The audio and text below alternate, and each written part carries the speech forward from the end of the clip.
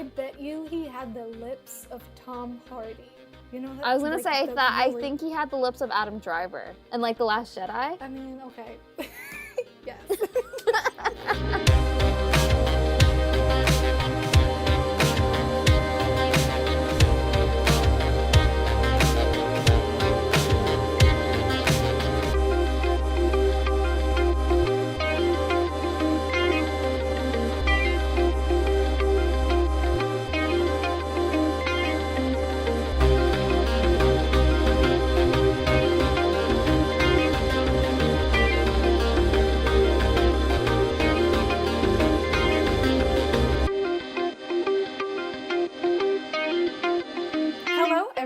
Welcome back to another episode of Romance and the Monsters. I am Marge. I'm Seff. And this week we are discussing the Beast of Beswick, which, by the way, we were pronouncing wrong. I pronounced Beswick. I was saying Beswick too. But the audiobook said Beswick. And I was like, why is there a W then? No, and I was remembering that they don't really pronounce their W's. When I was in England, they didn't say Cheswick, they said Chiswick. And I'm like, okay, so it's Beswick. All right, so it's The Beast of Beswick by Amalie Howard. What is The Beast of Beswick about? Right. So this book starts off with Astrid, who literally is a 26-year-old self-proclaimed spinster. Anyway, she finds out that her sister, Isabel, who's only 16 years old, take that in, is kind of being courted or, like, bombarded, I guess is the right word, by one of Astrid's ex-prospects. He's an asshole. He's pretty much, like, the worst thing in this world. Anyway, so Beaumont, which is his name, wants to marry Isabel, because she has, like, a lot of money for her inheritance, and it's just, I guess he wants the money, needs it, whatever. But then they're also being raised by, like, their crappy uncle. No, he doesn't need the money. Oh, Beaumont right, no, he doesn't need the money. He just wants the girl because he wants to get back at Astrid. Astrid, because she rejected him when she was 16 and he was courting her. Yeah. And so he actually doesn't need the money. However, their aunt and uncle do need the money. Yeah, they do need the money, and they would do anything to get it, despite even Beaumont being an asshole. But yeah, no, you're right. He doesn't need the money. He just wants revenge from Astrid, because she literally said no. Like, she did not want anything to do with him. And she realized as he was trying to, put the moves on her and try to kiss her, she's like, actually, no, you're not who I want. I don't want you at all. And then, a woman saying no for this man was just not, like, unconceivable. So he decides to ruin her in the eyes of society and say that she, slept with him, he ruined her, and, like, she's just a fallen woman. So that allowed her... She's a loose woman. Yeah. So that sadly ruined her, entire season, and then all the seasons that followed, because no man wanted a ruined, fallen woman or whatever. So the uncle was just, putting all the eggs in one basket and hoping Isabel would be, getting all that money for them. And yeah, so basically what happens is that Astrid does not want her sister to live a life with Beaumont because he's an awful human being and she deserves better. So she decides to make her way over to the infamous Beast of Beswick, Thane, dun, dun, which I also love his name, Thane. Like, Thane. I loved it. Well, it's Nathaniel, I know. Actually, but Thane. But I like Thane. I think it's a nice name. We finally meet our beast, and this man is lounging in what we call a Turkish or Roman bath. And he does this because the salt water, helps the scars loosen. Anyways, Astrid is, like, adamant that she needs to see the, Duke of Beswick. And she literally storms into his bathroom and sees him in all his naked glory. And it sounded gorgeous. But then our boy doesn't take her moment of awe as like, oh my gosh, it's a hot like male man. He takes it as she's seeing my scars. And he just, it was sad. But anyways, he's very, very, very scarred. Like, there's no getting around that. He's scarred all over his body. But yeah, anyways, so that happens. Okay, what happened to him? Is it that do you say a bayonet? Is that how it's called? I think it's a bayonet. Is it, like, did it explode or something? I don't know. I don't think they ever really explained, like... They only said, like, what caused it, but I wasn't sure what happened. I know that those things could, explode back in the day for whatever reason. I don't know, powder or something. I don't know if that's what happened, because he's really scarred. Yeah, but then Amalie Howard talked about how the bayonet, like, left gouges and, like... deep scarring. So I don't know. I'm picturing, like, isn't a bayonet like the type of gun that has like the knife on the end of it? Yeah. So well, I'm pretty sure the word bayonet appears in the book. So then, unless like he got attacked by like numerous knives, like from the bayonet, and like people just kept stabbing him and shooting him.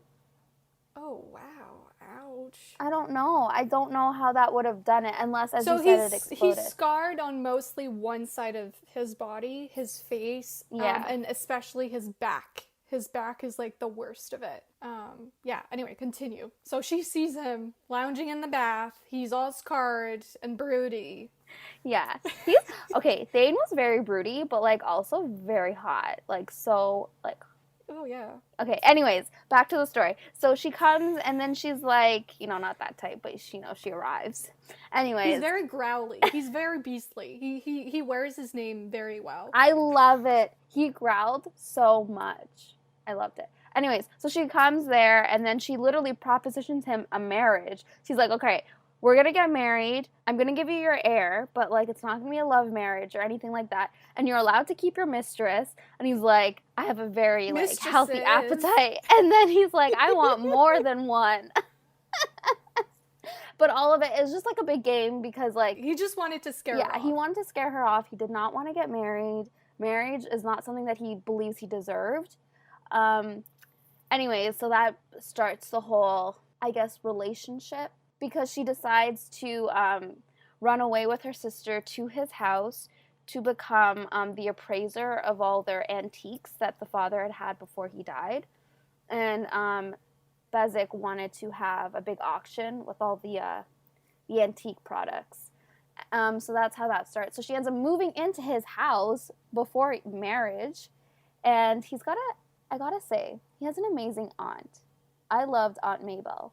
Oh, he does. Mabel is amazing. I love her. She's amazing. So she's supposed to be their chaperone. Yeah, well... She's supposed to be, like, their chaperone. And, like, she is, like, the most, like, not chaperone-like woman ever. Yeah. But you said he doesn't want to get married because he doesn't think he deserves it, but I think it's also because he thinks that marriage to him is a prison. He does say that later on. I just wanted to add that. Yeah. Yeah. But yeah, Maple, amazing. She's incredible woman. I love her. She made me laugh so many times, and I just love how, like, confident in her sexuality she was. Like, I know, like, this book wasn't, like, I guess what you call quote-unquote historically accurate, but, like, I loved her character. I don't know if it was or wasn't. Yeah. Because I'm not, like, a historian, so I could not tell you what is historically accurate or not. Yeah. But it definitely belongs in this, like, new wave of feminist historical romance. Yes. Which I kind of think is a funny term in the sense that I think historical romance has always been feminist. I just think that in these new books, the conversations are happening on page. Like, the heroines are actually saying it and voicing it instead of just action, like just showing it through their actions. Because I, like, most historical romance novels most of all of what I've read from the genre has always had very strong heroines that, are very decided in the path that they want to take, and it's all about, like, tearing down the patriarchy, you know what I mean? Mm-hmm. It's always been that. But I think the difference now is that they're actually voicing it. Yeah. Throughout the whole book, Astrid has plenty of like monologues, if you will, where she's telling Thane why she wishes things were different, why she thinks she deserved to be his equal, blah blah blah. Yeah. So yeah, I think that's just the difference. But so I don't know, like I just find the term a little bit funny because to me it's always been quite feminist of a like subgenre of romance, but you know. No, yeah, this book, it focused a lot on the feminist aspect, which I think we talked about it before. Like, I'm not usually someone that likes books that are politically charged and books that like has an agenda, such as like I don't know, like something that deals with like the politics or like feminism, which I love, and like I love seeing, you know, strong females. But so I just don't like it when it's like the main point of the story, like it's the main message given in the story, because I feel like it becomes too political and like people have different sides to take, and it's just like it's a lot going on with the readers and also like the characters going on like in the story. But no, in this book I loved it. I felt like it was such a good compliment to the characters and like the storytelling, and like it just like raises a lot of questions that I think people like have it, like, you know, people just have questions that are related to like situations that happen in this book. And I feel like the way Amalie Howard talked about it and voiced it in her own characters and her own story was just like amazing. I think she handled it so well. I think that if you liked this book, you would like Bringing Down the Duke by Evie Dunmore, and vice versa. I have that in my notes. Oh, really? Yeah. Well, I mean, because they're very similar. They deal with the same sort of questions and, you know, themes, and so, but I actually would say that I think personally the Bringing Down the Duke worked better for me, just because it's more obvious in the sense that the hero, he's not against women's rights, he just doesn't really understand it. He's not really exposed to it. He just doesn't really care. And then here comes the heroine who is very, like, has very strong opinions about it. So for me personally, that tension of like him needing to come to like understanding her and why she's fighting for this cause. Yeah. Whereas in this book, it wasn't really that. Like Thane was always like, oh yeah, like for sure, equals, right? You know, he was just like, I want an equal. Yeah. He thought he was sexy even. Yeah. Yeah. Like, he found, like, it's just a theme, I feel like, with the books that we've been choosing. These men find their women's brains so sexy. Like, their intelligence is, like, I have that in my such notes. a turn-on for Thane. Like, he is so attracted to her brain. And I love it. I love to read it. I have that in my notes with how, so far, every single book we've read, I was like, romance gets... People that don't understand romance often say, like, oh, it's all about the smut, and, you know, like, there's not really any reasons for these people to fall in love. Like, they're just attracted physically to each other. Like, I don't really get it, whatever. And so far, I would say that every single book we've read, the couples have had actual admiration for each other. That's not sexual in any way. Just being like, you know what, you're an incredible human being. I just really admire you for everything you've done, and like, I'm just in awe of you, just period. No, like, it doesn't have to be sexual, and then it turns sexual. Yeah. But I just love this, how they've all had that, you know what I mean? No, I was just gonna say, in this book, like, you see it, like, he starts off with, like, yeah, oh my gosh, I'm attracted to Astrid, but, like, he takes that step back and is like, no, I can't entertain anything with her, because why would she want me? But, like, he starts admiring her for her mind and, like, her intelligence and, like, her quick wit. Like, she was so funny. Loved her. Anyways, we totally, like, went off on a tangent, but... Yeah, we didn't... How did you like this book? Yeah. I loved it. I loved this book. I think what I've been talking about for the past, I don't know how long, I think kind of affirms that I really enjoyed this book. I loved the characters. I loved the storytelling. I loved the romance. Thane was like everything I wanted in a tortured hero. Like, I loved his character to no end. He's going in like the top book boyfriends. I loved him. He really? Yeah, I really liked his character. Wow. Like, I loved him. And he sounded so hot. Like, let's be real. Oh, girl. Well, okay. Here's the problem. I did the audiobook. Oh, yeah. Okay. And if you want to read this book and you haven't yet, please do not do the audiobook for this one.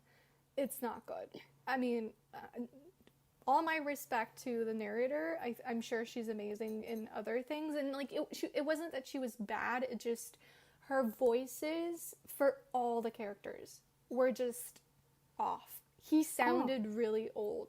So, I mean, I still thought, like, he sounded hot because of, like, what's actually written on the paper. Yeah. But, oh, God, the voices, like, it really was a bit of a turnoff. So I'm glad that you read the book with your own two eyes. And I'm glad you say that, like, he sounded hot because it is something that kept me... I'm fully Yes. Yeah, fully enjoying it. And that's sad because, like, yeah, in my mind, he has, like, this hot, great, like, raspy, growly, deep yes. voice. And, like, I was for it. And, oh, gosh, some of the lines that he said in this book, ooh, it just did it for me. The only reason why, like, thank God I was able to, like, as I was listening, I was able to remind myself, like, oh, I think he actually has, like, a really, like, low, growly, sort of beastly voice. Yeah. So, like, I could still enjoy it, but, oh my God, the narrator's voice just made him sound like he was 90 years old. I'm not oh my God. kidding. Yeah, he sounded like a grumpy old man. Which he kind of is, but... yeah, kind of is. But, I mean, we love grumpy old... I mean, no, never mind. I mean, I liked it a lot, too. But, like, putting the audiobook aside, if you can, would you have enjoyed it a lot more? Like, do you think it's, like, it was just the audiobook that caused you to not enjoy it fully? I don't know, because, I mean, I think it speaks of the book, the fact that despite a meh audiobook, I was still able to enjoy it a lot. True. So I feel like it says that it is a good book. Yeah. I mean, I enjoyed it a lot, and I do have a few criticism, but, like, most of it is, like, no, I quite enjoyed it. Okay. So, because you mentioned the auction, right? Yeah. And for something that was mentioned so much in the book, you would have thought that it would have been a bigger thing than what it really was, because they just skip it, right? True. You don't even see it happening. Like, the whole point of that scene in the end is that he takes the money that he gets from the auction and buys her a land. Or I'm really hoping you can't hear the thunderstorm that just literally... What? You have thunder? Started out of nowhere. Marge, I don't have thunder, and I live not too far from you. I mean, I live far. Not too far. Like, in my head, you live down the street. Yeah, well...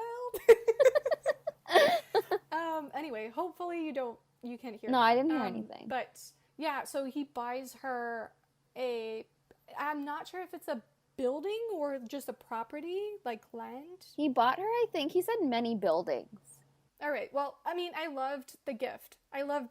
He tells her that she could open, like, a school or, like, a house for women who... like her, have been shunned from society and need a place to stay or need a place to rebuild themselves or whatever. So I loved that, obviously. I just thought that the auction itself was like, wait, all of this just for nothing?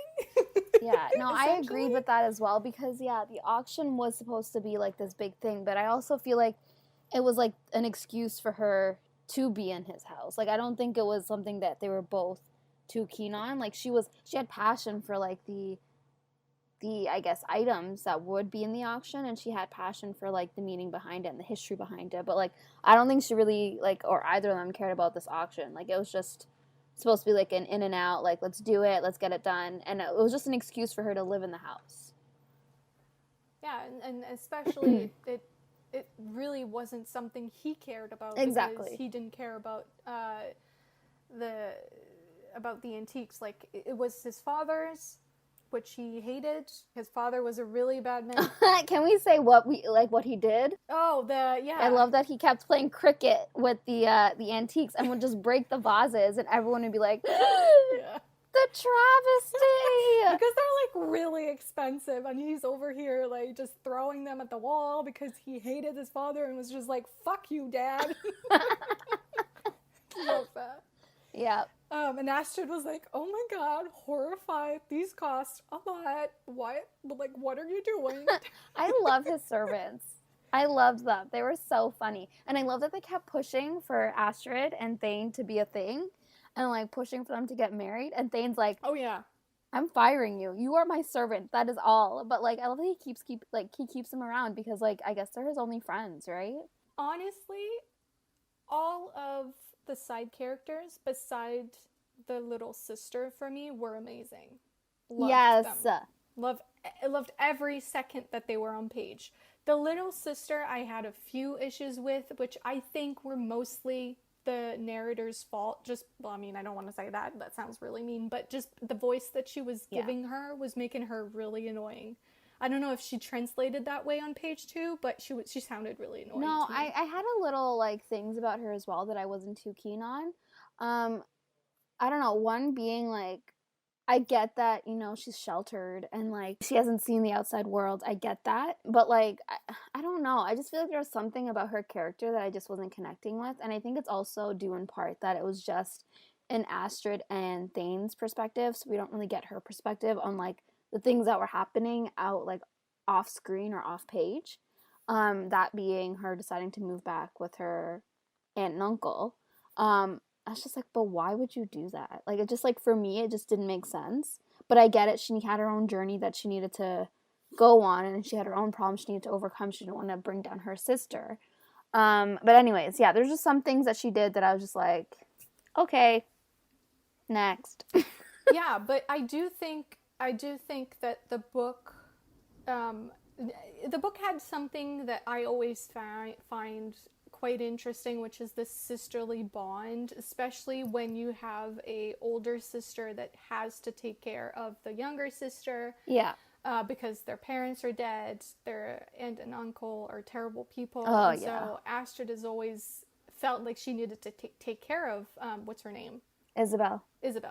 I'm terrible with names. If you didn't already know. And what I like about that trope usually is that it's always about the older sister realizing that she can be selfish and she can reach for her own happiness, and that her life doesn't have to revolve around her little sister just because she's the parent now. Yeah. It's always about, like, understanding, no, you know what, I deserve happiness and pleasure too. Like, it shouldn't all be about my sister.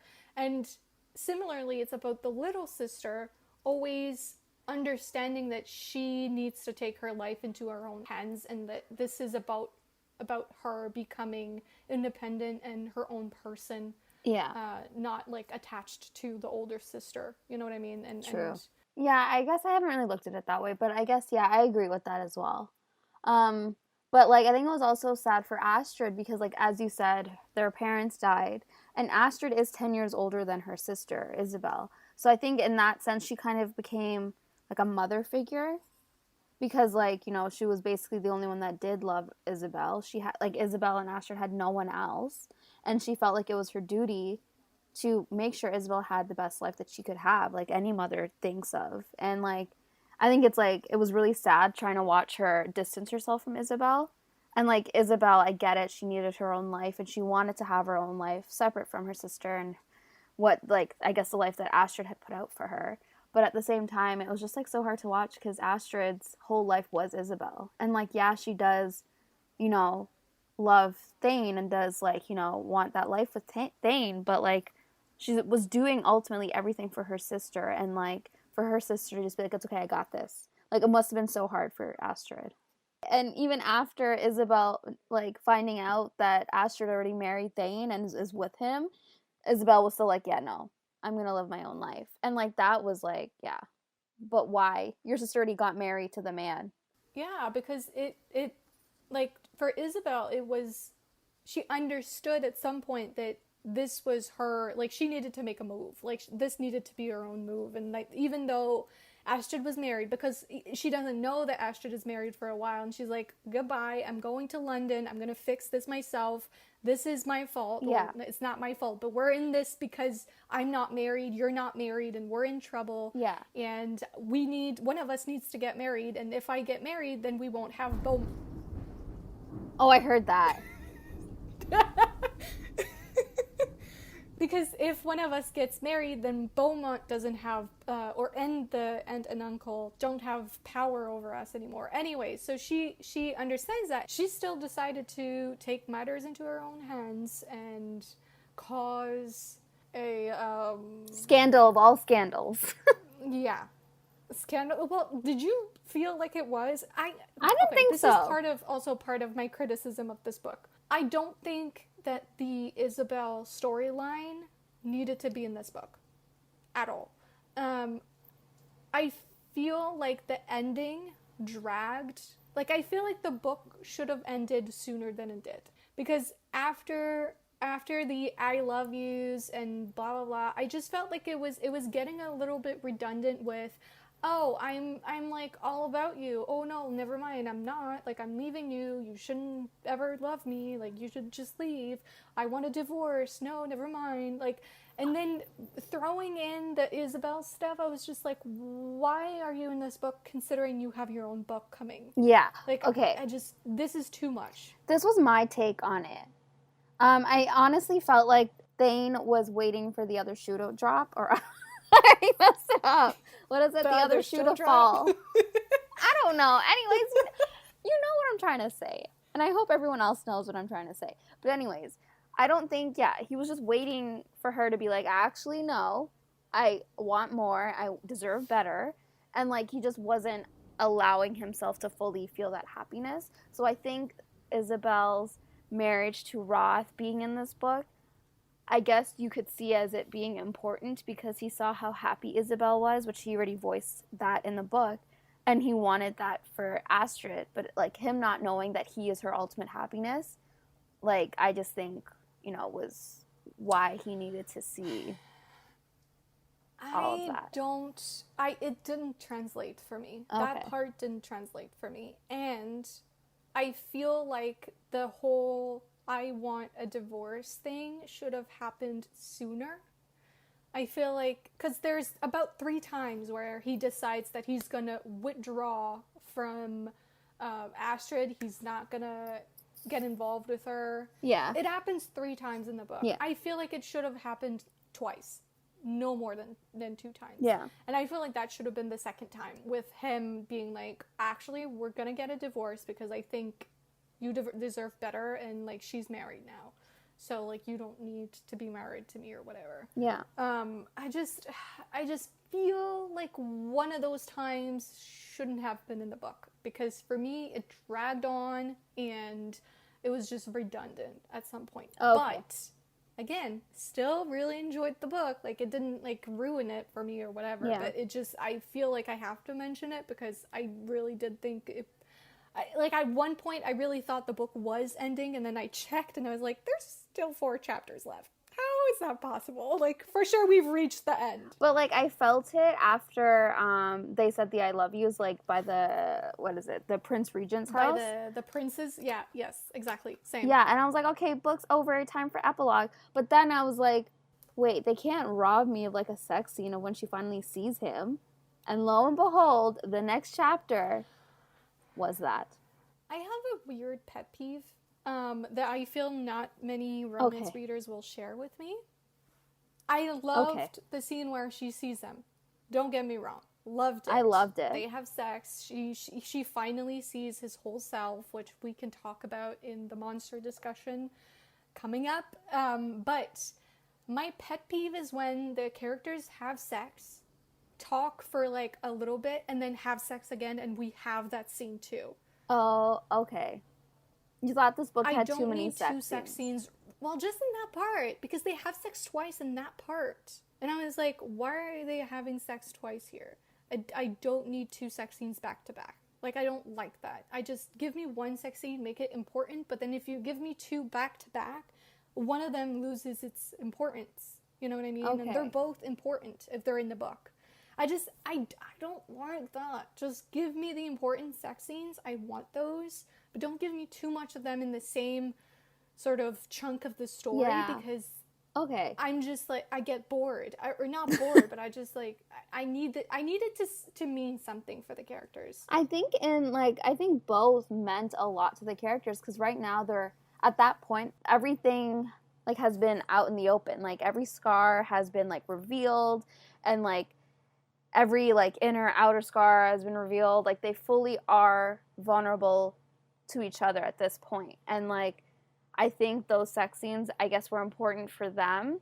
And I agree with you. I feel like having one meaningful sex scene is usually, the way to go. But I feel like for these characters, I guess it's like their real selves finally experiencing that love and that sex that, that they dream of having. And like we get to see two of those scenes. But like you said, I think having one meaningful sex scene would just be just as impactful, at least in my eyes, whereas you think it's less impactful to have two. But I don't know. Yeah. I saw it that way. Yeah. Their first sex scene, I thought, was really well done in the sense that they still... I've been reading a lot of Jane Feather books. Oh, yeah? And Jane Feather has a thing in her books, at least the three that I've read so far have all had that, where the first sex scene is very not detailed at all. Yeah. It's awkward, it's short, you barely anything happens, and then as you get further and further along in the book, they get longer, more detailed, because the characters know each other better. Yeah. The first time, it's like they don't know each other, so it's super short, it's not important. The second one is more important. The third one is more important. The fourth one is more important. So I love that. And I do think I kind of got that in this book a little bit, because their first time, it's like, they both have pleasure out of it, but he's still dressed, it's in the dark, it's not that long, it's kind of like what you would expect from a first time. It's very impersonal. Yeah, no, it was very impersonal. And I feel like that was also like because like, they still had their walls up. Yeah, they want to experience sexual pleasure, but like their walls are still up. They weren't ready to have that emotional connection. And like as you said, it was dark, like his clothes were on, and it was just like in and out, they experienced their pleasure, they had fun, and like that was it. Like we've consummated the marriage now, and that's it. Yeah. And like I love the progression as a couple throughout like the whole book. I just love them. That's it. I just love them. Yeah, and I think that this book, again, like we're really on trend, like on trend. Is that what I'm trying to say? With what we read, because every book we've read so far has had a woman who has used or learned throughout the book how to use her sexual power in a relationship. How to wield it so that she too feels like she's an equal. She too feels like she has power in the relationship. Yes. And this is no different, because by the time they have sex the second time at the ball, the masquerade ball, she's the one taking control. He's like, no, not here. And she's like, no, here, on this bench in the garden. Which, I have a note about this, because I just think it's hilarious how in historical romance, you see very little bedrooms. Have you noticed that? They have sex all over the place. They have sex in like a sitting room, library, not in this book, but like in historical romance in general, like balls, like the nooks and crannies of ballrooms, gardens are safe for no one. No one is safe in the garden. In a conservatory. I love how no one else happens to be in the gardens when they decide to have sex in any book. I'm like, but where? Like, unless you want to get caught, and that's the point of the story, and like someone walks in on you, then no one is ever in the gardens. But like, gardens are not safe, people, in these books. It's like, you will get thoroughly ravished in the gardens. Or in a conservatory. Yeah, exactly. Do not go in a conservatory. Oh, yes. And or a greenhouse. Oh. Yeah. Many kisses have happened in a greenhouse. And in this book, we got like a full-on foot like fetish massage in a greenhouse. Oh yeah. Oh yeah. So I mean, anyway, what I wanted to say. I don't even know where you're going with this. They do it. So they're at this masquerade ball. He's not supposed to show up. He shows up. Okay. Here's another one of my criticism, but this is like a really small detail, and I know I'm being picky, but I just thought it was kind of weird. She's dressed as a fairy. Her sister is dressed as Persephone, and he's dressed as Hades. I was like, shouldn't she be dressed as Persephone? Like, no, I was just gonna say that. Yeah, I was like, why could she not have been Persephone? Or he should have been like a dark fae or something. But like, why is he Hades if the sister is Persephone? I felt that was really weird. Yeah, but I love that he was Hades. Like, I just like him as Hades. I was like, yes, obviously. So was this book marketed as a Beauty and the Beast retelling, or is that just what people say? I'm actually not too sure. I think it might have been marketed as Beauty and the Beast retelling. Yeah, sorry. It's Beauty and the Beast meets Taming of the Shrew in this laugh out loud and heartfelt Regency romance. So I feel like he should have come as an actual beast. And then Roth should, because I got excited when I heard, when it said that the sister showed up dressed as Persephone, because I was like, oh, is her book going to be Hades and Persephone retelling? And like, this is the author setting this up. But then he was Hades, and I was like, wait, but he should have been the beast. Like, why is he not the beast? Like, Hades is a beast, but like, come on. It was a missed opportunity. It really was. Like, I love that he's Hades, obviously, because we love Hades on this podcast. Oh gosh, Hades can get it. Any which form. This is the Hades podcast, everyone. We're rebranding, renaming. Yes, romancing Hades. Honestly, missed opportunity on our part, because, yeah. But yeah, I mean, all of this just to say that they end up having sex on a bench. That's all I wanted to say. Yeah.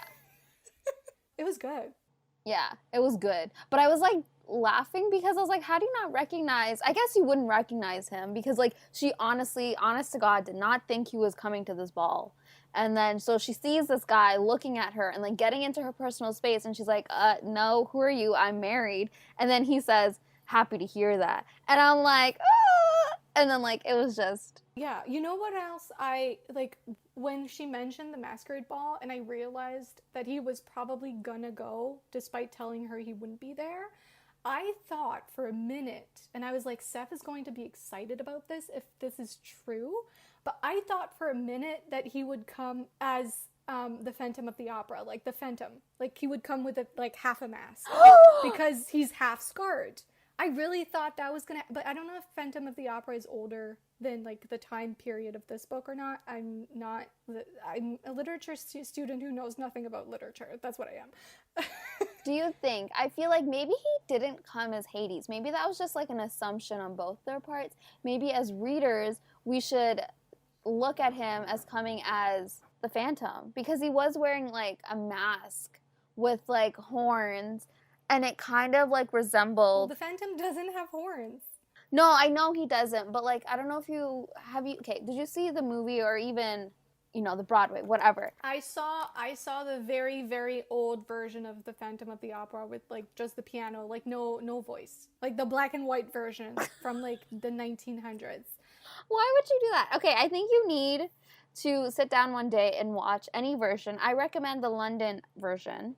Anyways, so he comes to the masquerade ball with, like, a bone-colored mask. It's, like, a full mask, and, like, he has, like, it looks very demonic, like, the mask that he wears. So that's what I was kind of, like, I was envisioning that mask, and, like, in a way, it kind of, like, echoed the idea of, like, the Phantom coming to the masquerade ball. Yeah. Maybe that's the idea that we were going with for this scene of the book, but... He 100% should have come as a beastly phantom. Because that's what he is. Yeah. Just lurking in the shadows, not wanting to be seen. Mm-hmm. Again, I mean, I don't want to say missed opportunity because what he was fine. It's just, it would have been great. Yeah. No, I get it. I so get it. Okay, and my last and final criticism of this book, and then we can move on from here. He didn't grovel enough for what he put her through. When do you think he needed to grovel? I don't know, like saying, I'm gonna get a divorce and breaking her heart. Or like the 5 billion times he went cold on her and was like, I don't like you, I don't even love you, I don't want to touch you, whatever.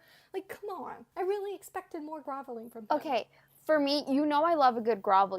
I love a good grovel. Like, I eat it up to no end. You know that. But I feel like in this book, I appreciated how mature Astrid was, and like she was very like aware of like her surroundings and also aware of herself.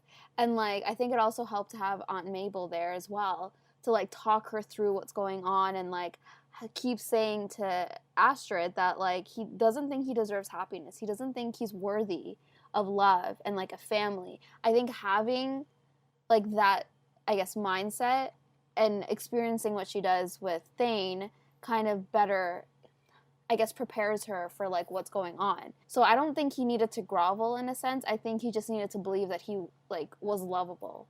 And like I think Astrid knew that from the beginning, and that's why she's like, all right, I'm here, I'm mature enough to handle the situation, and like I know that it's gonna be like an uphill battle. Like it's gonna be a struggle for us to achieve that happiness because of like everything that's been going on and like how she like knows what he's going through.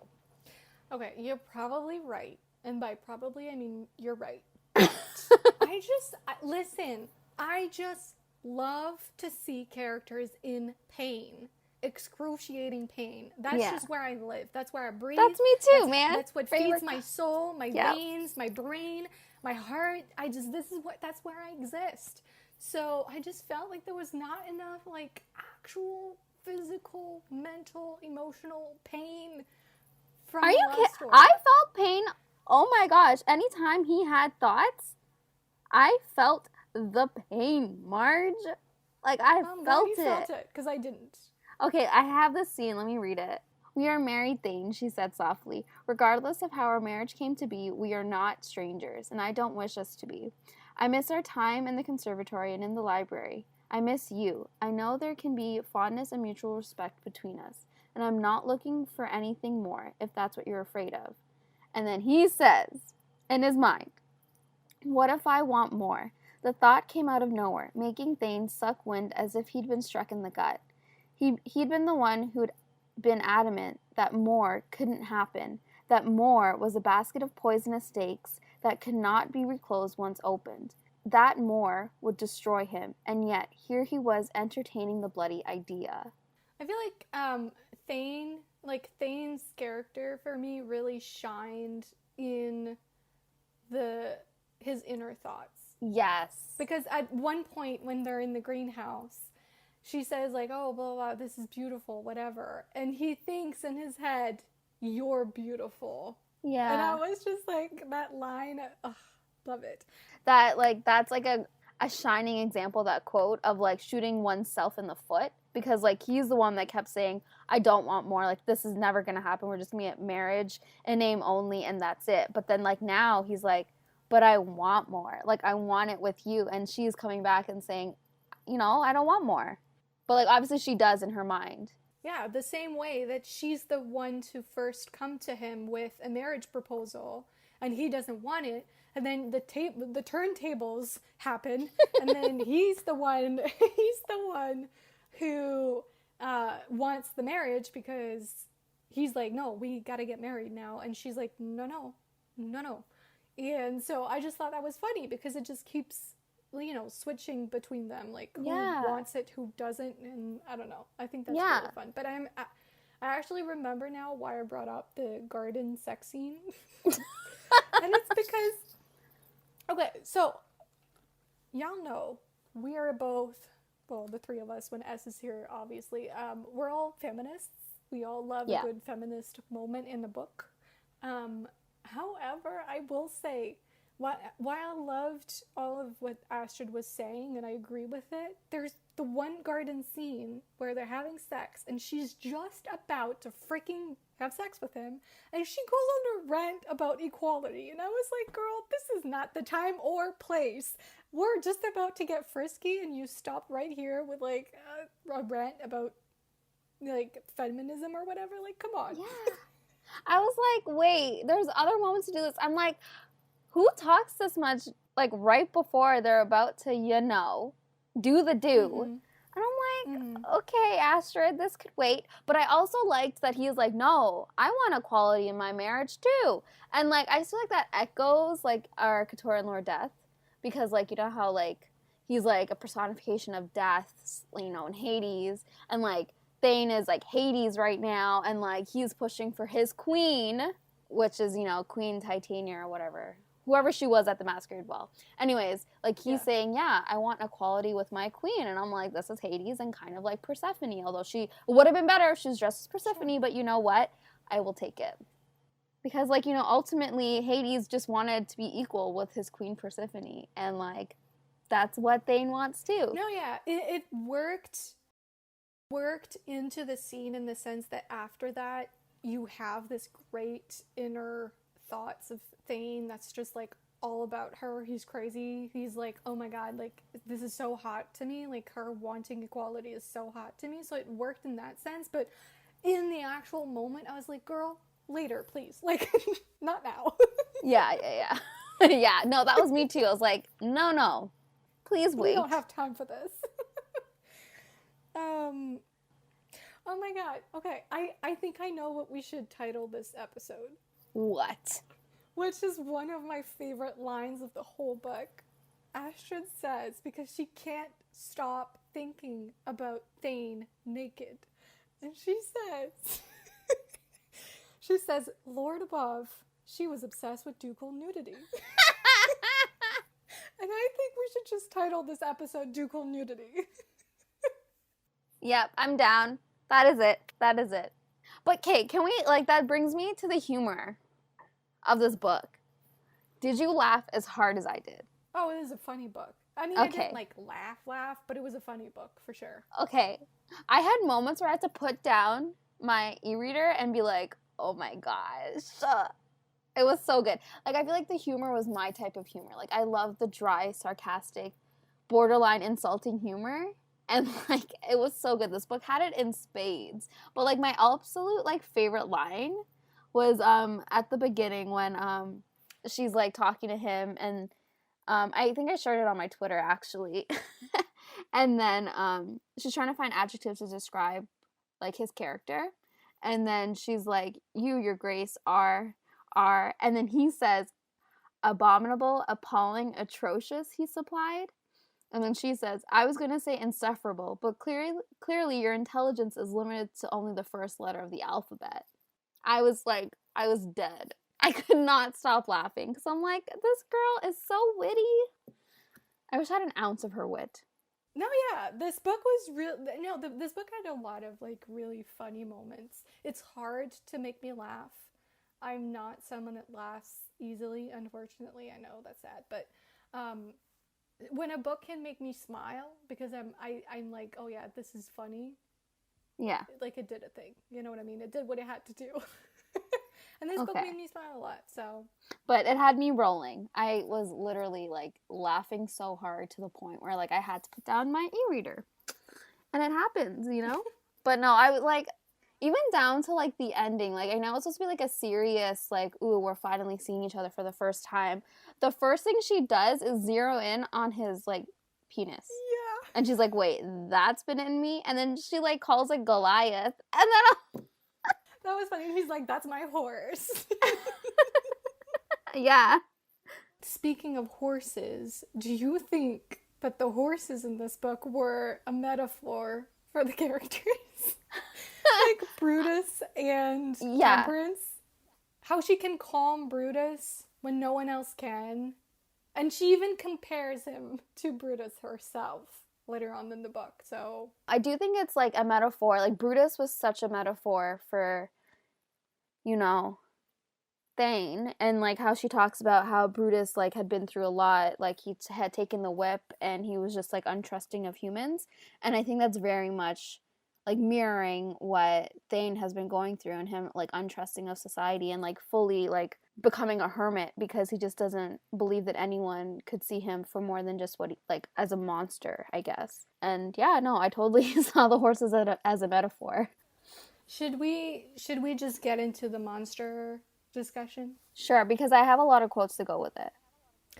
Oh, girl, same. I feel that there's a lot of like things that could count as the monster in this book. Yeah. First of all, we should probably start with Thane himself, the beast. Yeah. Of the novel, because there's a lot to unpack there. So do you want to go ahead and start?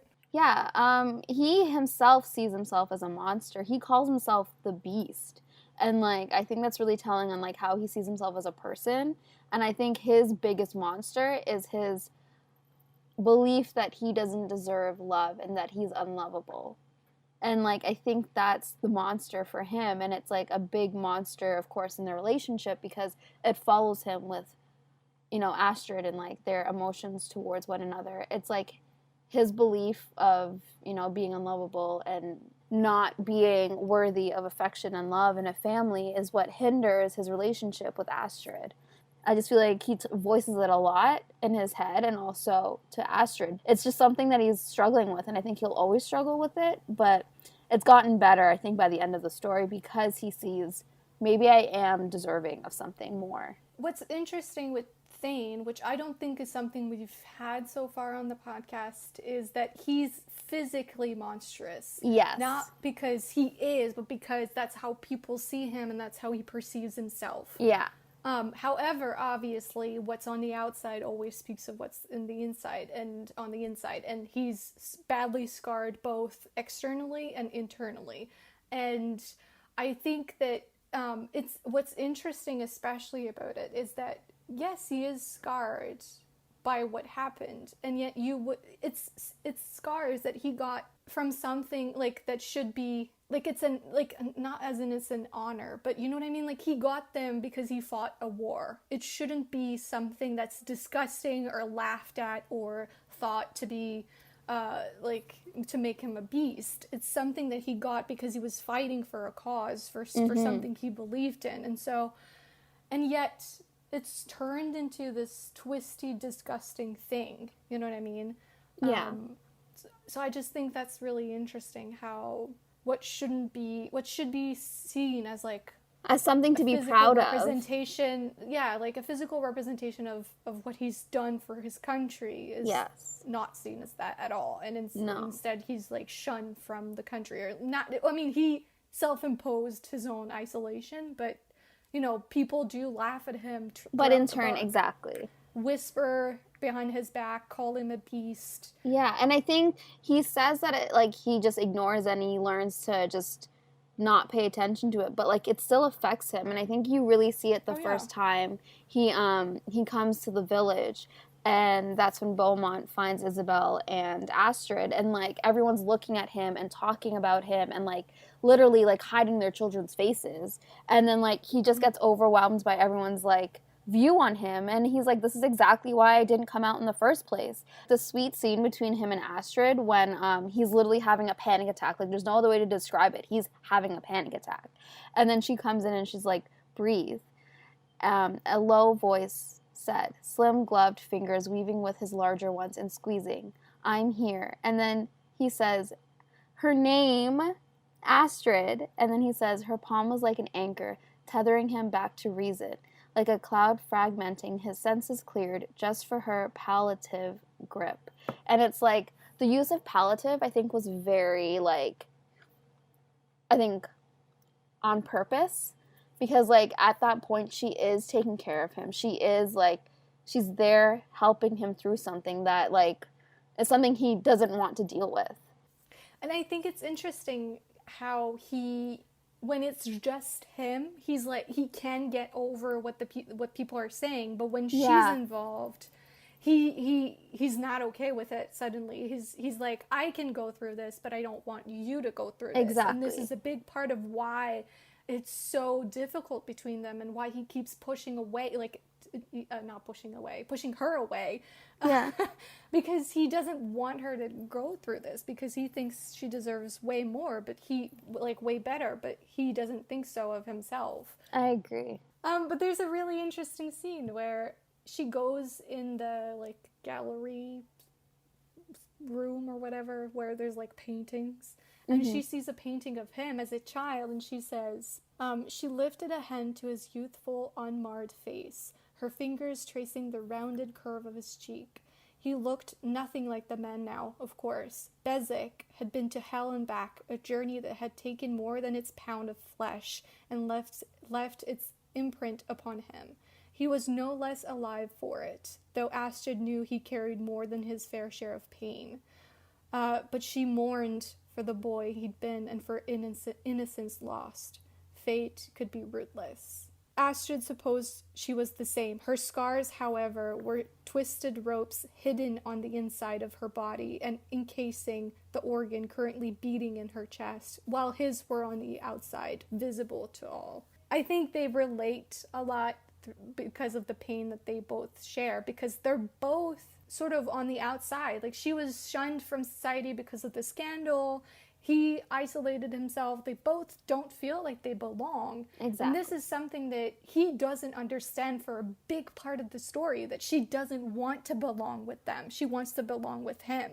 She finds that he's her home. Like, he's where she wants to be. You know what I mean? And for him, it's hard to understand that she doesn't want to be a part of it. I just thought it was really, like, a really poignant scene to see her see his face, his actual face, and mourning for the boy. Like, she sees the boy and she's like, I know what you're gonna go through, and I just feel like that's her just hoping she can make him happy any way she can. And that was, I think, a turning point in, like, the relationship between her and Thane, because that's when she's like, yeah, I actually see him as more than just what he is now. And I think, yeah, that's when she made that, like, not decision, but, like, that's when, like, the relationship kind of shifted into something a bit different. But that's also when she overheard, you know, him saying that she's the last person he would ever marry, blah, blah, blah.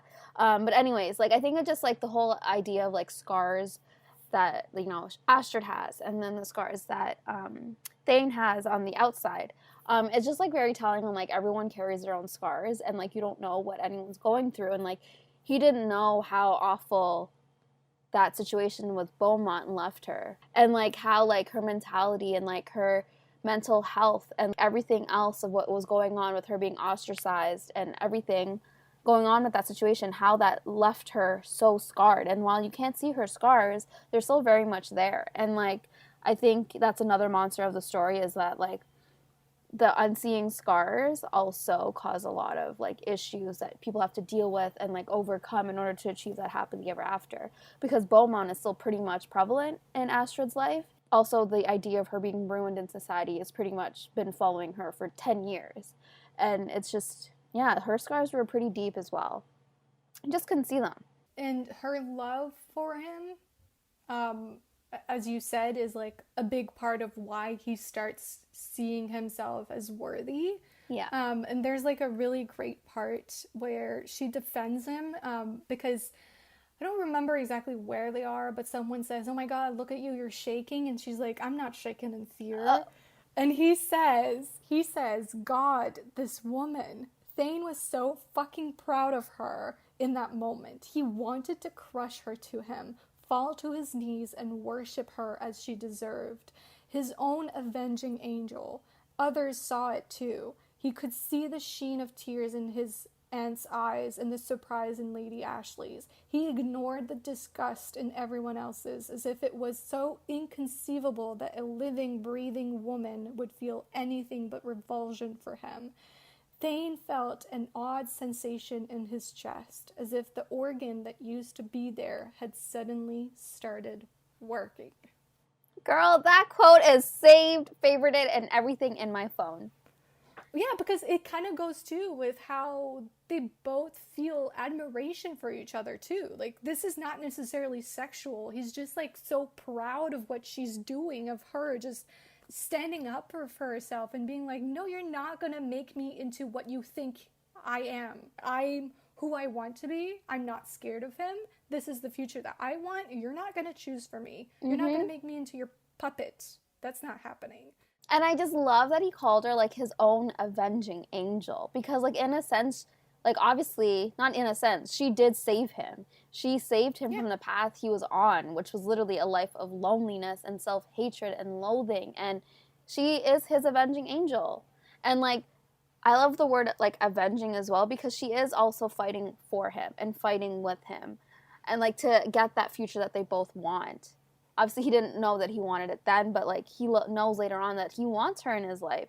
And, like, I just love them. I just loved it. And I love that she made that little, like, yeah, that's not the reason why I'm shaking. Like, this girl is, like, she's making all the sexual innuendos as she could to shut everyone up.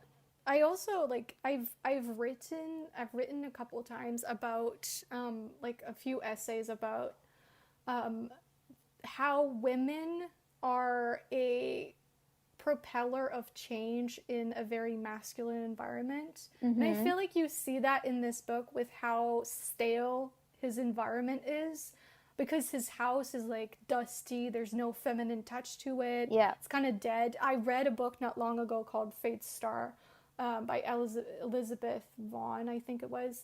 And it's kind of similar in the sense that the guy in that book, there's, like, a tragedy that happens and his castle kind of goes to ruin. No one is allowed to enter it. It's dusty. It's dead. There's still blood stains on the floor. And as the woman enters his environment, she starts changing it. And I think you see that in this book too, where the environment sort of slowly comes to life. And what happens, especially when you have very alpha male like this that are tortured and have this past and they feel like they don't deserve happiness, is that they don't like it. Like, they push against that change because they're scared of it. You know what I mean? They're scared of what it means. And there's actually a quote that I thought kind of worked with that, because he says, she asks why he want her to stay. And he's like, oh, just because of the auction? And she's like, is that the only reason? And he replies, what other reason would there be? He shot back, needlessly vexed. That you and your sister stormed into my perfectly ordered life and left nothing but a mayhem in your wake. That I happened to enjoy my existence as it was before you decided to employ a woman-shaped hammer to it. He stood, breathing heavily, unwilling to meet her eyes, because he had no doubt she would see right through his bluster, right through his lies. So he's saying, like, oh, my life before you was so fine. I was so happy. I had everything I wanted. You're just changing it. I'm not liking that. You're making it into chaos. And the chaos that's happening is happening on the inside of him. You know what I mean? It's not the actual environment. What he's describing is his own turmoil, his own emotions that are just starting to, you know, like, he's sort of overwhelmed by them because she's bringing in this change, and he's like, I'm scared of this, so I'm going to push it away. I'm going to pretend like I don't want it. I'm going to pretend like my life before you was fine. But turns out it really wasn't. No, and I think it also is, like, the idea of change. Like, a lot of people reject change because they're comfortable in the way that they were living, and Thane was very much comfortable with living alone and being alone, and, like, in his little bubble of, like, loneliness, he was comfortable in that. And, like, Astrid, like, constantly being there, and he calls her a woman-shaped hammer because she's hammering away at, like, the box that he built himself in. And, like, she, like, he's not comfortable, obviously, with the idea of, like, changing his ways. Like, he is comfortable in what he built for himself, and the idea of, like, maybe something more is just so out there for him right now, and he doesn't think that it's achievable, and, like, he just doesn't want to even think it's achievable. I think there's comfort in not changing your life, as you said, but I kind of think that it's also pretend comfort. Like, you think you're happy, you think you're fine, but you're really not. You know what I mean? Like, you're just convincing yourself that you are. I agree. Yeah, he was not, he was not at all comfortable. he was living a pretty bad life. And, like, sure, he had, like, all the money and, like, everything that you could want to live a life. He just wasn't living life. He was just surviving. Yeah, and you can see the physical repercussions of her presence in his life, because he starts feeling better physically. His scars don't hurt as much anymore. Yeah, he says that his physician too. is like, I think that just living a happier life and having happier people in your environment, that is like a good thing for you. It's helping you. The pain is not as much because you're happy. And I think that's for literally anyone, and even, like, for us as well. Like, we may be comfortable in, like, a certain way, like, we like things a certain way, but, like, you still need people that love you and care for you. And, like, I think as Thane, he, like, doesn't see that as something that could happen. And, like, once he has it with Astrid and maybe even Isabel, he's like, wait, this is what true happiness is. This is how people should be living their lives. And, like, I love how Amalie Howard dealt with Thane's growth as a character. Yeah, and even, like, him dealing with his trauma, because they talk about war at some point, and she says, war is a terrible thing. He nodded. He nutted. Later on. He nodded, his scars pulling tight on his scalp and along his ribcage. The tug of lust faded away, only to be replaced by ghosts. Mm-hmm. Phantom pain fired along his nerve endings. The cuts of 1,000 bayonets, I cannot say that word, bayonets, blooming. His lifeblood seeping away in the burn of a blade and the agonizing tug of a thread. He acknowledged the pain, felt each one of his scars, but for the first time since he'd returned to England, he did not feel like burying himself 6 feet deep. You know, like, for the first time, he actually wants to live. He actually doesn't just exist. He wants to live and be. I know, and cue heartache. Yeah, no, I just felt like his character was just so sad. And, like, just, like, it pulled on all the heartstrings for me, at least. Because, like, he doesn't see himself the way she does. And no matter how many times she tells him, you're worthy, I love you, like, you are an amazing man, he's never going to believe it until he learns to love himself and learns to appreciate who he is today, because he still sees himself as the things that he lost. He lost his looks. He lost his friends, his family. His own dad died because of a heart attack by just looking at his face. It's just, he still looks at the things he lost, in the past, but not as who he is today. And he needed to love himself and be happy with who he is as a person in order to achieve full happiness, which I think was another monster in itself, not loving yourself. His pride is another monster for him. Besides, like, his trauma, pride is a big issue for him. That's a big part of why he doesn't accept her. He can't bear to have her turn him away. Yeah.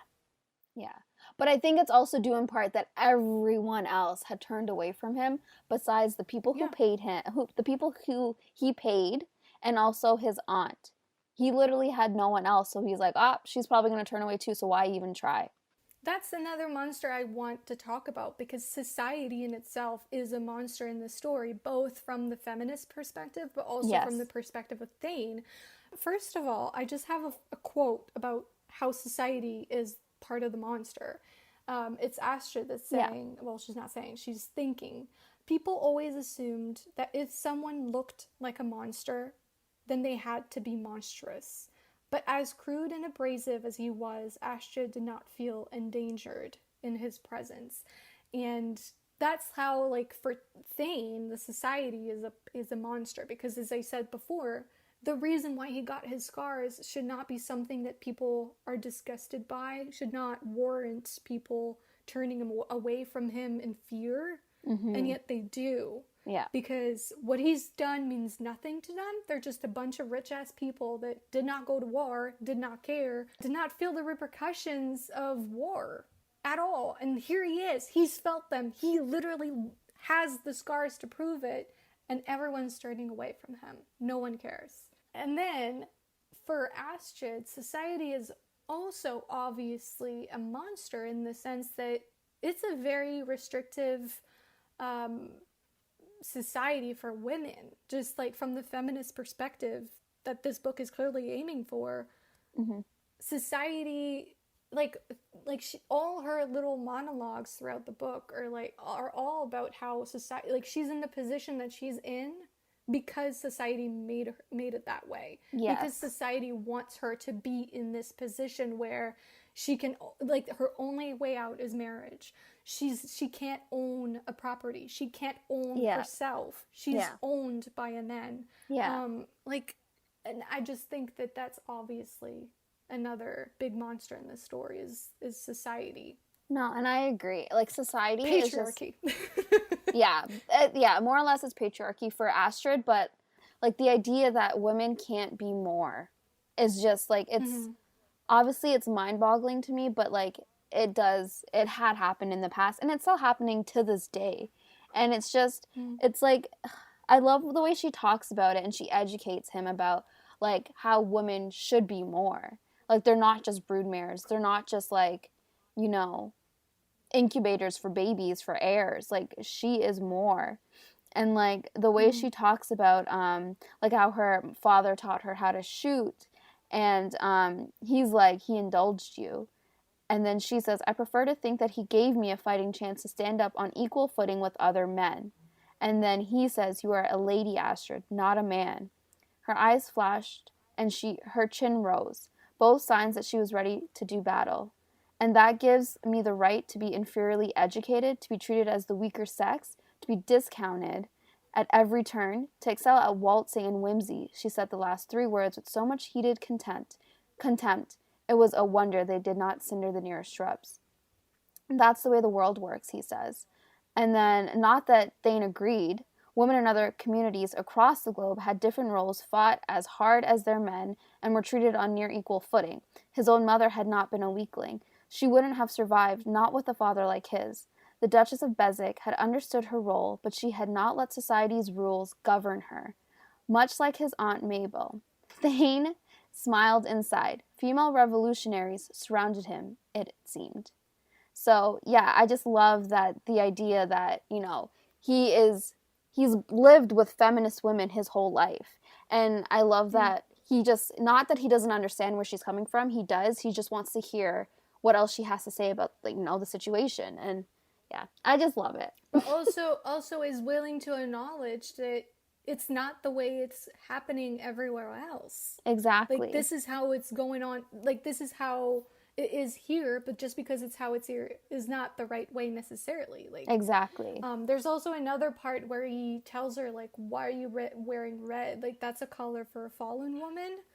And later on, he thinks, he in his head says, people judged him on what they saw, and they judged her on what they thought she'd done. Astrid had clearly been the root of a scandal. She'd admitted as much. But whether or not the accusations were true, who was he to punish her for them? And it's like, he realizes, like, who am I? Like, just because I'm a man means I can, you know, punish her for it, tell her what to wear, tell her what to do, tell her what to say? No. That's why I think, like, Thane's character was such a great one, because, like, yeah, he was a tortured soul. Yeah, he spoke to, like, all of my things I like in a, you know, a main character. But he also was such a strong, like, sure of his gender man. Like, I loved who he was as a person, and I love that he gave Astrid the space to be who she was. Because if he was anyone else, like, they would have, like, tried to get rid of, like, the feminist aspect of Astrid. And, like, that's literally who she is. She's a feminist first. She believes that women deserve more in society. And, like, I love that, you know, like, he fully was on board with, like, her vision and, like, wanted her to live the best life that she could. Just, I said it again and I'll say it again. I just love Thane. Yeah, because, like I said in the beginning, historical romance has always been about tearing down the patriarchy. Yes. Except now you have on page not just the women saying these things, but also the men coming to this realization themselves. Yes. They have an advantage. They are born with an advantage. They are born with power. They are born with independence. They are born belonging to themselves. Women don't. And so now you actually have men on page realizing this, and yeah, it is a great thing. I think it's such a powerful thing More of to this, have. please.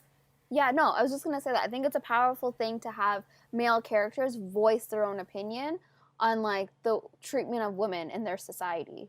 Because, like you said, it's not something that we got beforehand.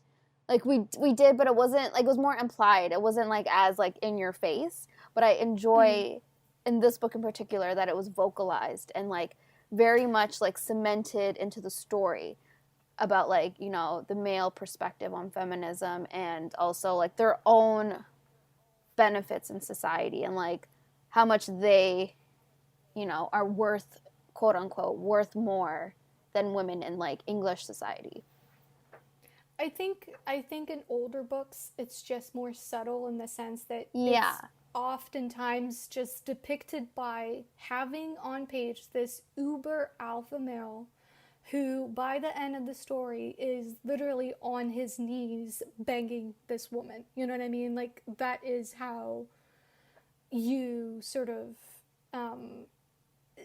it's essentially just like a metaphor for bringing down the patriarchy. Like, it's just, you have the most manly man you can think of, and then this manly man is nothing if not for this woman in his life. Like, he would be nothing without her. Nothing. He would be just shattered on the floor, useless. And that's kind of how it was done. But I like that now you have options. Like, you can actually read books where men come to this realization, and it feels very good as a woman. Yes, I agree. And this book was very, very good. And, like, I think in all aspects of it. Not just the romance, also the feminist aspect, also, like, and the, like, I guess we can go the revenge aspect as well with Beaumont and also Thane, because we know that Beaumont was, you know, a deserter, but society thinks him a hero, which he really wasn't at all, never. I love that in that sense that Thane got that fulfillment of petition. What did he do again? He got the Prince Regent to investigate him, and he lost all of his riches. Yes, I love that he got that sense of fulfillment as well, because, Beaumont did not deserve that title, did not deserve that money. The man deserted. Well, I just want to say that I was teased with the idea of a spanking in this book, my gosh, me too! It did not deliver, and I was mad. You do not tease me with a spanking and then don't deliver. Yeah. Same. And they were both, like, attracted to that idea, so why was it not included? Right? Like, where is my spanking scene? Where is it? Why do you just mention it and then don't have it in the book? Please stop doing that, authors. It really breaks my heart. Gives me real high expectations and then you don't deliver. You know, in historical romances, when the idea of, like, a name, like, saying the given name, their Christian name, is so, like, important. So, like, in this book, it had, like, everything that I wanted in the terms of, like, saying his name. And I'm telling you, I loved when she said his name once, and then he's like, oh, I love it, I need to hear it again. And she keeps calling him Beswick or Duke or Your Grace. And then, like, he literally says, say my name. And then she obviously says Thane, but then she goes back. And then, like, I just love it. I love that he's, like, stressing that she's not saying his name. But it's also funny when she actually says his real name, she calls him Nathaniel, and he's like, never say that again. Like, that was too much. That was too far. But then it also, like, brings into the idea, hold on. So she says, I don't have any clothing appropriate for dinner, Beswick. And then he's like, Thane. And then she's like, not Nathaniel, she asks with a smile. And then her husband grimaced. Like, he legit cringed. Not if you value your tongue. and then she says, why do you hate it? It's a lovely name. And then, like, he goes on as to how, like, he never felt like he fit the name Nathaniel. And, like, Thane has always felt like more himself. And, like, loved it. Thane fits him and then he too. buys her a dress. The dress. I was not dress. expecting that when she walks into the room Oh, and she sees the dress and the lady maid is like, oh, he bought it for you, whatever. And Yeah. I was like, oh my god, he bought her a dress. I know. Okay, so I'm also like, okay, so the idea of like the name, I'm still back to the name. Like with him really wanting to hear Thane from her lips, like I think it also is in due in part that like he's only been known as the Beast, and like I think it's him owning his name again, like recognizing my name is Thane, please call me by my name, I'm not the Beast. I'm not the infamous Beast of Beswick, I am Thane, and like he just wants to hear her say his name and like make him seem human. Because even like his servants, obviously they have to call him Your Grace. But he hasn't probably heard his name in a long time. Except like in his head. And I think that really, I don't know, that scene really resonated with me. Like I know it was more like, ooh, just say my name because like I want to hear my names like come from your mouth. But it was also, I think, him trying to reclaim himself. And similarly, whenever Beaumont would call Astrid, she was like, it's Your Grace. Mm-hmm. I loved how she would always, you know, like make him remember the fact that, no. I'm above you now. I am Your Grace. You do not address me like we know each other. You do not address me like we are on any sort of like we have any sort of relationship together. We don't like each other. You call me Your Grace. And I just like, yes, girl. I love how she handled that situation, and I love that like she didn't expect anyone to help her with it. She's like, no, I got this, okay? Like he's a monster in himself, and like I could just handle it, and just she put him in his place all the time, and I loved how she just did it. I mean, okay, so would you like to switch places with any of the characters in this story? I don't know that I would. Is that weird? You wouldn't? I don't think it's weird. Why wouldn't you, though? I don't necessarily identify with Astrid. And I don't know, like I think she's awesome, but I don't know that I necessarily would want her life. You know what I mean? Like I don't know that I would fit in it, if that makes sense. Maybe because I totally agree. Like she's very I don't know. Like I love Thane, but not to the point where I'm like I would want to be his girl, personally. Yeah. No, I love Thane, and I would do whatever I could to be with him. I just think he's such a hot man, and like such a great character, and very multi-layered. But personally for me, I felt like Astrid's character is not me. And like that's obviously like, you know, any book that I read. Like I feel like you do see yourself in characters, and I did see like some aspects that I could relate to with Astrid, but at the same time, her intelligence and her passions are like very different than my own. And like I think for me to be a woman that Thane would love, I would have to be identical to Astrid, and like that just would not happen. I don't have a passion for antiques. I don't have like a smart and witty brain like Astrid, so like I think it would be hard for me to live, as you said, her life. Plus, like I always joke that like I was born to live in the 1800s, but like it is not an easy time for women. I don't think I actually would.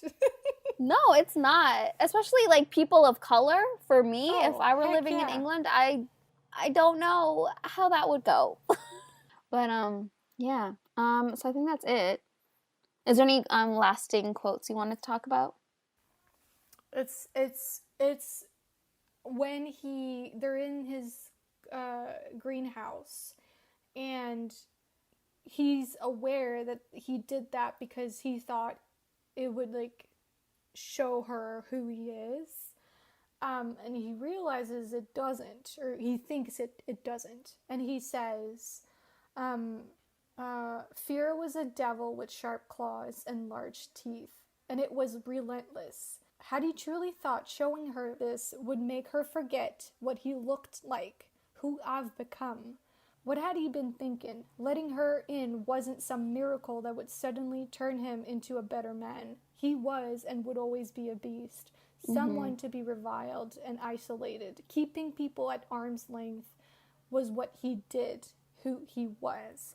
He just self-sabotages his own happiness. And it's like, it's so sad because, like, he overthinks things, and it's just like, you don't need to. Like, she's there because she wants to spend time with you. Yeah, she says, like, I'm here for safe refuge, and he's like, safe refuge? Thane nearly hooted with laughter. People didn't run to him. They ran from him. The beast of Beswick did not harbor young innocence, nor was he the hero in any story. He was a recluse, a monster of a man, and a beast by all accounts. So he's like, safe refuge with me? No, that doesn't happen in my story. He sees himself as the villain. And it's like, no, you are the prince. You just don't see it. And it just hurts my heart because there's so many times where he self-doubts and, like, his monsters just, like, come for him. And he's just like, no, she doesn't see me that way. She never will see me that way. And it's just, she does, and she will. She loves you. She wants to spend time with you. And, like, I love it. Even, like, another line that I have two that I want to share. But, he says, you are extraordinary, he said, shaking his head. How is it that you see promise in the things that most people want to discard? And then she says, just because something is fractured doesn't mean it has lost its value. And then they both, I think he was thinking that they were talking about something else entirely. And obviously they were talking about him because, you know, he sees himself as beyond repair. He's ruined and that's it. Like, there's no hope for him. But she sees him as someone that's worth, you know, saving and worth, you know, finding its value again. Yeah, when you say, like, he thinks he's the villain of the story, there's a great line when she thanks him for what he's done for her and Isabel. And he like, it says, Thane's chest clenched at her words. For once, he was the hero instead of the villain of the story. He'd forgotten what it felt like to be truly esteemed. For a moment, he found himself choked with emotion. You're welcome. Yeah. Like, what he did for her was the first time he actually saw himself as not the villain. Yeah. I think that's beautiful. Yeah. And, like, sorry, I'm going back to the mask scene. But, like, even down to, like, the point where, like, he thought the mask was hiding his ugliness. But, like, in fact, the mask was kind of like the ugliness. Like, it was hiding. Not the ugliness, but it was hiding him. Like, it was... he just wasn't visible behind the mask, which obviously, like, figuratively and literally, like, yeah, he was not. But then when she takes off his mask, she says, there you are, she whispered. And then he says... I'm not certain that what's underneath isn't more monstrous than the mask. And then she tells him, don't do that. Her fingers dropping the mask and returning to cup his jaw. You're you. And then she says, in her head, he was the only man she wanted to kiss her. The only thing that mattered was this moment. And the two of them in this moment. I think that it was like, for him, it was shock that she wanted to see the face that deemed him a beast and a monster. And it's just like, she doesn't see you as a monster. She never had seen him as a monster, even at the beginning of the book. She never saw him as a beast. Yeah, and I just want to say that so far, all the books we've read have had, like men that are obviously hot, like, and would be hot to anyone that sees them, including Mr. Lord Death. He was very hot. Oh, Lord Death. And this is the first time that we have a male character where the girl's like, no, he's not even handsome by any stretch of the imagination. And I'm like, I like that. I like when the man is not... Me too. You know, handsome or whatever. Like, give me the ones that aren't, you know, Hollywood star-looking men. Although I will say... that his lips were the only thing on his face that was left unscarred or unscathed. And, like, they sounded so beautiful. Like, they were, like, plump and luscious and pouty. And I'm like, I bet you he had the lips of Tom Hardy. You know that? I was going to say that I think he had the lips of Adam Driver in, like, The Last Jedi. I mean, okay. Yes. But, like, Tom Hardy. Like, imagine the best lips on a man that you've ever seen. Tom Hardy has such nice lips. Right? Like, it should be illegal. Have you seen his version of Wuthering Heights? I haven't watched that. Marge, you have to watch it. Oh, him as Heathcliff. Oh, I just fucking hate Wuthering Heights. I know you do. With a passion. It's a love-hate relationship for me. I understand that here I am on a podcast saying I love monsters, but like I'm hating on Heathcliff, like it doesn't make sense. Who am I? Yeah. But oh my god, that fucking book, man, nothing has ever frustrated me more than that book. I will watch the movie though, one day, I promise. Okay. It's not a movie, it's like a mini series. Or I think there's 2 episodes. I'm not too sure. I haven't watched it in a while, to be honest. Are we ready to close this episode? Yeah. Let's end it. All right, so this is it for this week's episode. I hope you enjoyed our discussion of The Beast of Beswick by Amalie Howard. Next week, we are reading Wicked Deeds on a Winter's Night by Kresley Cole. We're back on our Immortals After Dark train. Jess will be back with us to discuss that one. Yeah, choo-choo. Yeah, you can follow us at the RTM Pod on Twitter or the Romance and the Monsters podcast on Instagram.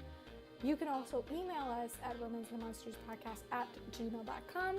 You can follow me at Foes and Lovers on both Instagram and Twitter. And you can follow me, Seff, on Instagram and Twitter at Pros with Woes. I hope you enjoyed this episode, and that is all. Goodbye, everyone.